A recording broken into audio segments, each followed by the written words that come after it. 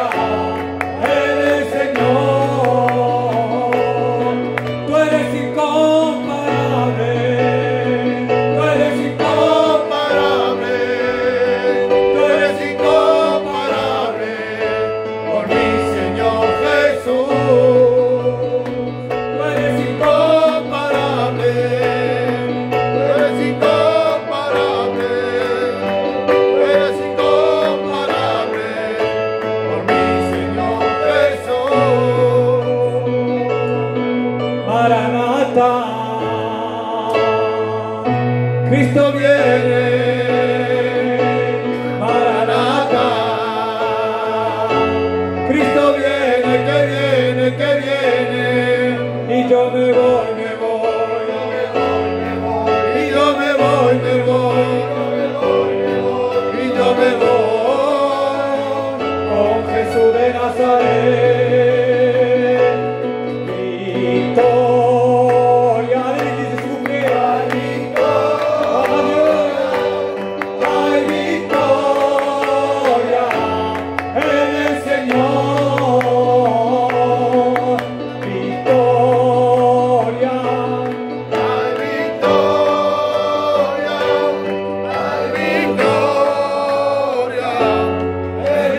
Señor.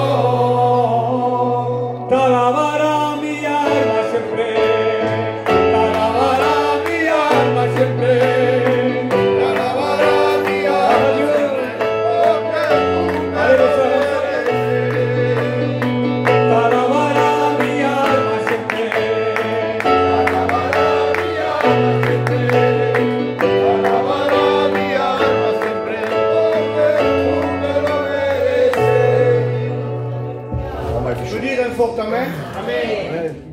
Je pense que nous allons encore une fois prier le Seigneur. Amen. Parce qu'il y aura deux témoignages et après on verra, on se laisse diriger. C'est que 9h moins 20. Mais on a un peu de temps, faire travailler quelques soeurs, quelques frères. Amen. Il est bon de travailler pour la gloire du Seigneur. Amen. Est-ce que vous dites Amen? Amen. Non, on va s'incliner, on va prier le Seigneur. On va demander la grâce de Dieu. Nous voulons que tout soit dirigé.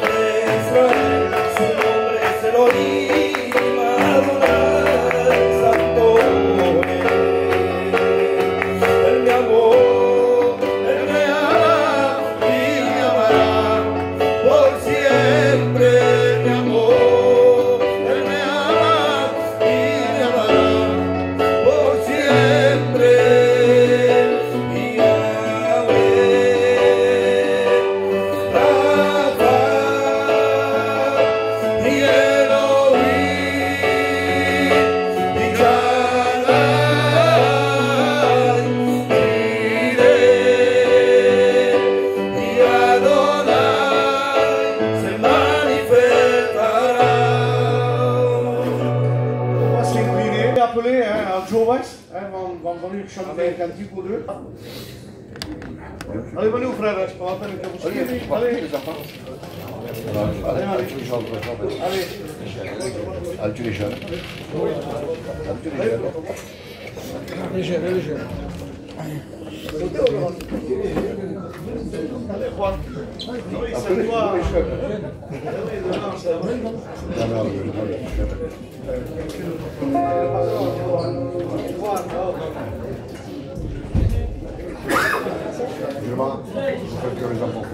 Mais oui, mais après je vais prendre la place parce que ça va pas.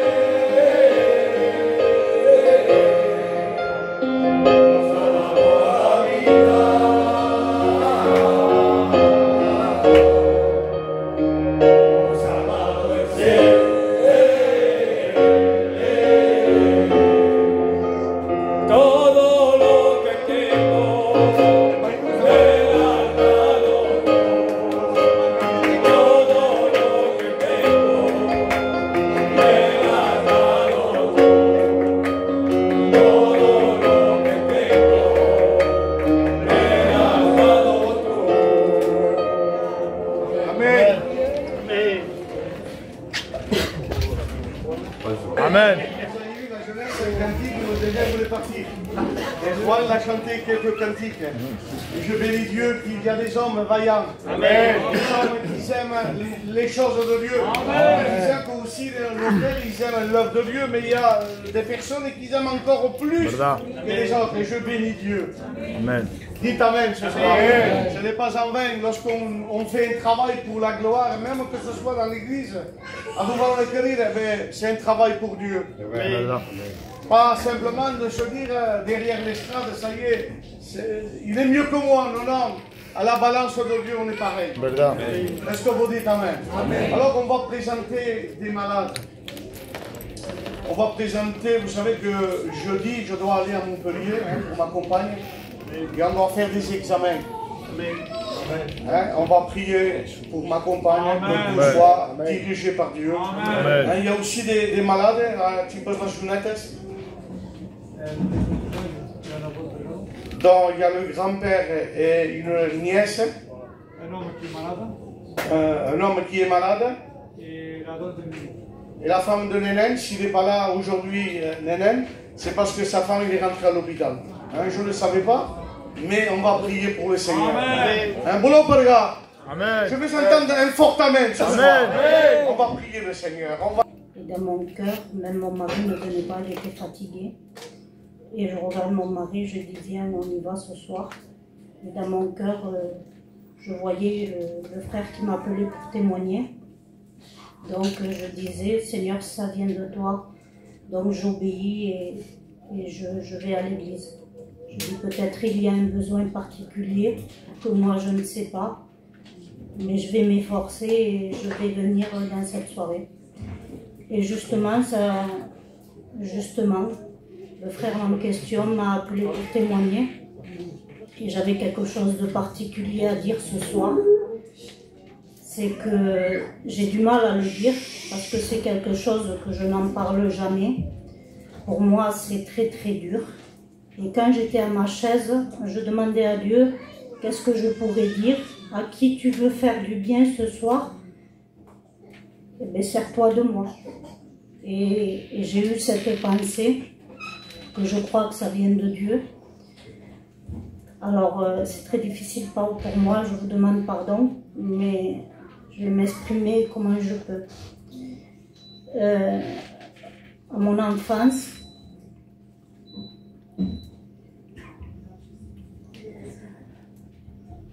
je n'ai pas été élevée par un père ni une mère.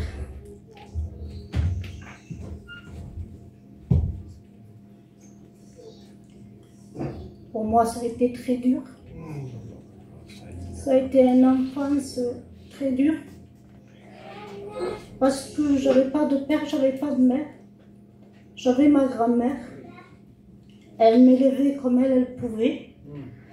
On dit que les gitans n'abandonnent pas un enfant. Mais moi, malheureusement, ma mère m'a abandonnée. Il y a eu séparation du foyer.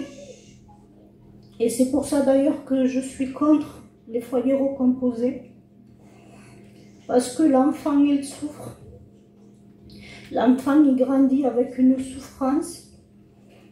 Et moi, par rapport à cela, j'ai été privée de l'amour d'un père et d'une mère. Donc moi, aimer, avoir confiance, pour moi, ça n'existait pas. Donc, dans mon cœur, je grandissais comme ça. Et pour moi, je croyais que c'était normal. Mais mon attitude, elle n'était pas normale. Parce que dès qu'on me disait non, dès qu'on me parlait, ou dès qu'on me disait une vérité, pour moi, je disais, celui-là, il ne m'aime pas. Et je commençais à mettre une carapace devant. Et ça fait que je devenais très, très méchante. Je n'aimais personne. Je ne savais pas qu'est-ce que c'était aimer. Et après cela, quand j'ai grandi, je me suis mariée, pas parce que j'aimais mon mari, mais parce qu'il fallait. Donc je me disais, au moins j'aurai un foyer, donc je m'en vais. Et quand je me suis mariée avec lui, je croyais que ça allait être mieux, mais ça a été pire. Parce que construire sans aimer, ben, c'est pire. Dans mon foyer, il n'y avait que des disputes, des querelles. Il n'y avait pas Dieu, on ne connaissait pas Dieu. Donc notre vie, elle était, comment vous expliquer, comme un foyer qui n'appartient pas à Dieu. Et après cela, j'ai vécu avec mon mari pendant 15 ans comme ça, sans aimer, avec la souffrance. J'avais tout, parce que je ne peux pas mentir, j'avais tout ce que je voulais avec lui. Mais il y avait le caractère, il attendait quelque chose de moi que moi je ne pouvais pas donner, c'était aimer. Et après, je fais court, ils nous ont présenté Jésus. Il est venu à cul-de-sac, on me l'a présenté. Je n'ai pas attendu pour croire, j'ai cru de suite. Et quand on me l'a présenté, j'ai vu un amour particulier. Amen. Il y avait un esprit que j'arrivais à reconnaître, mais ce n'était pas le même esprit que je reconnaissais. C'était un esprit plus doux, plus agréable, quelqu'un qui me comprenait, quelqu'un qui était prêt à changer ma vie. Et quand j'ai dit oui, alors de là, tout a commencé pour moi. Je suis venue dans toutes les réunions. J'ai demandé à Dieu qui il était, qu'est-ce qu'il voulait, qu'est-ce qu'il pouvait pour moi. Je voulais voir sa puissance, je voulais connaître son amour, je voulais voir sa fidélité et j'ai tout vu. Amen. Il m'a guéri, Amen. il m'a sauvé. Amen. Et il m'a montré qui il était. Et quand j'ai vu cette personne, moi je croyais que ça y est, j'étais née de lui, que je pouvais me baptiser. Et finalement non. Parce que même avec tout ça, il n'y a pas eu la rencontre de la croix.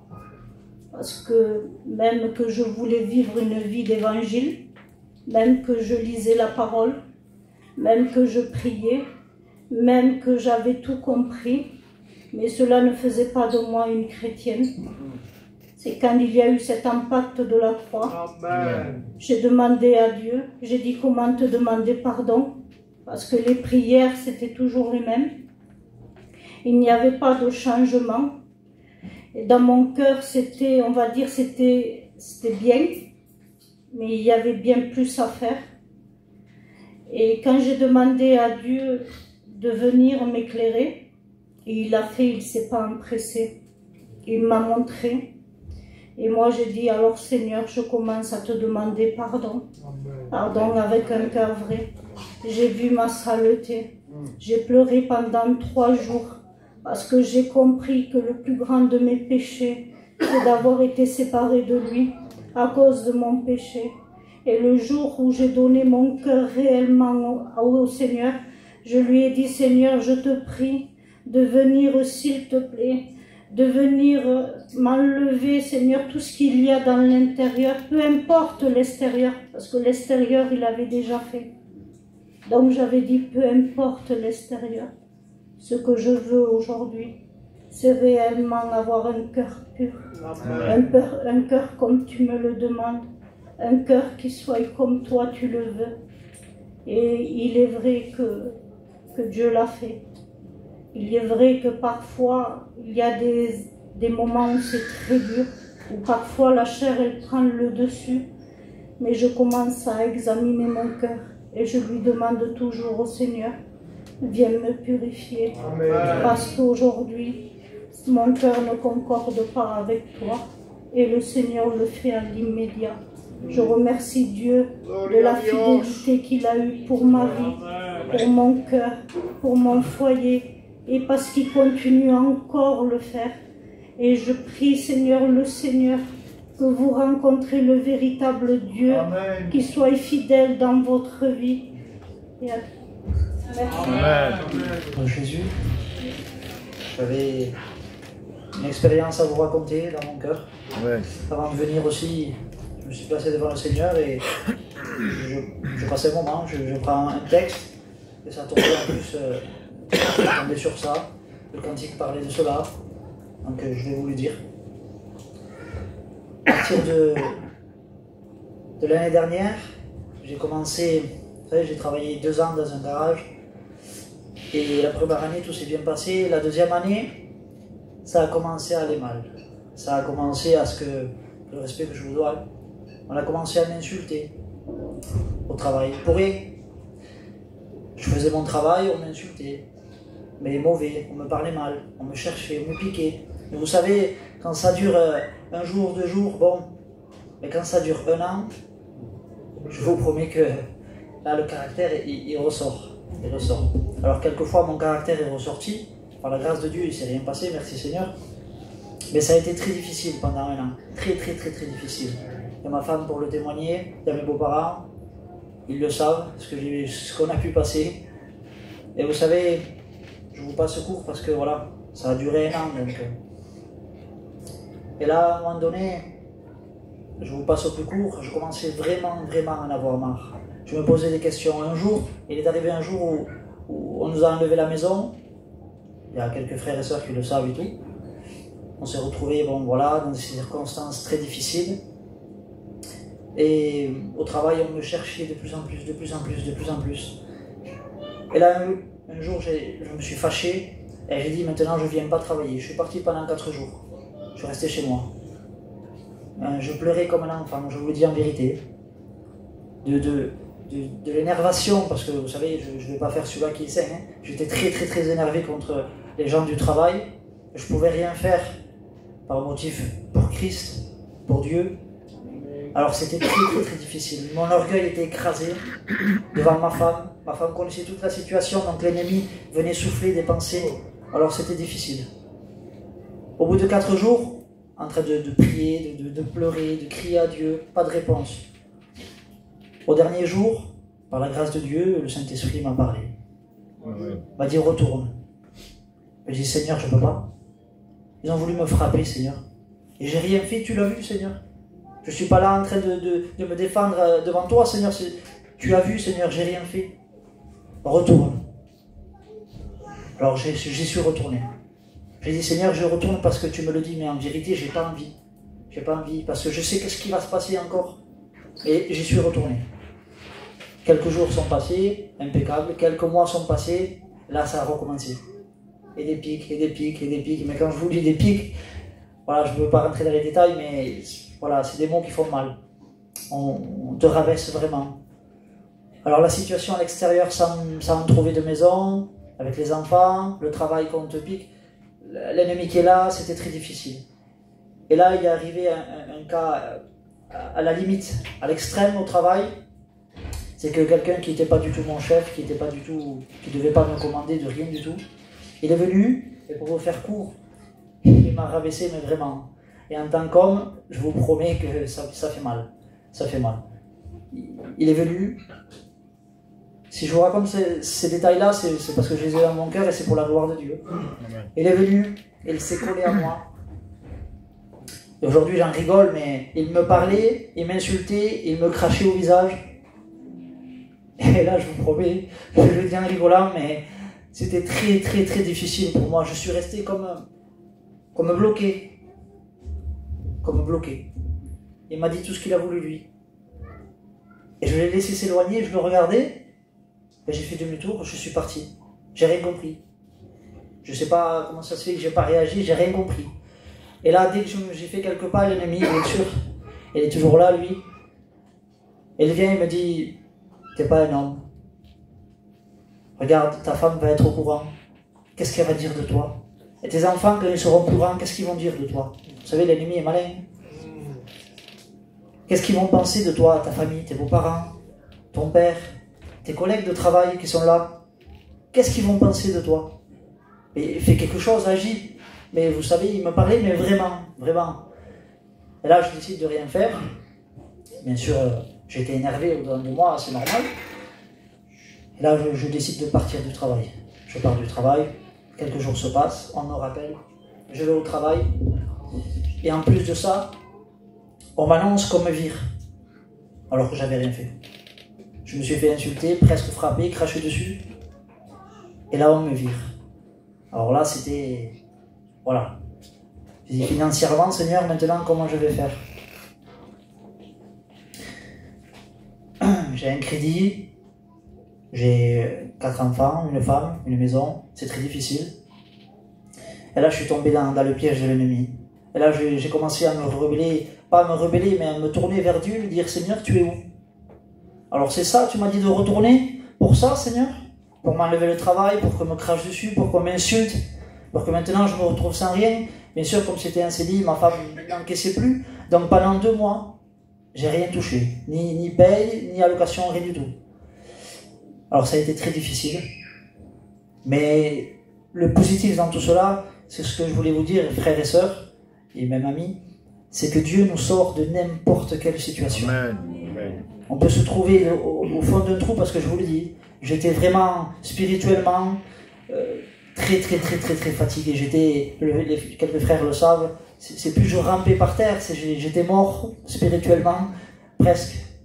J'étais vraiment très mal. Mais le Seigneur m'a relevé. Amen. En son temps à lui. Maintenant j'ai compris pourquoi j'ai passé par cela. Le Seigneur a voulu former mon cœur, mon caractère, parce que j'avais beaucoup de caractère. Alors le Seigneur, il a écrasé tout ça. Vous savez, c'est difficile de suivre Jésus. On veut le suivre en vrai, le caractère, il ne suit pas, lui, il reste cloué à la croix. Et voilà, ce que je voulais vous dire ce soir, c'est que malgré tout ce qu'on peut passer, les situations, peut-être vous avez vécu plus pire que moi, je ne sais pas, la maladie, je ne sais pas. Mais je sais qu'une chose, c'est que le Seigneur Jésus, en son temps, même si le diable vient accabler de tout ce que vous voulez, il prend et il vous relève. Quand Dieu, Amen. Voilà, que Dieu vous bénisse. Amen. Dites Amen. Amen. Nous avons le Dieu Tout-Puissant. Amen.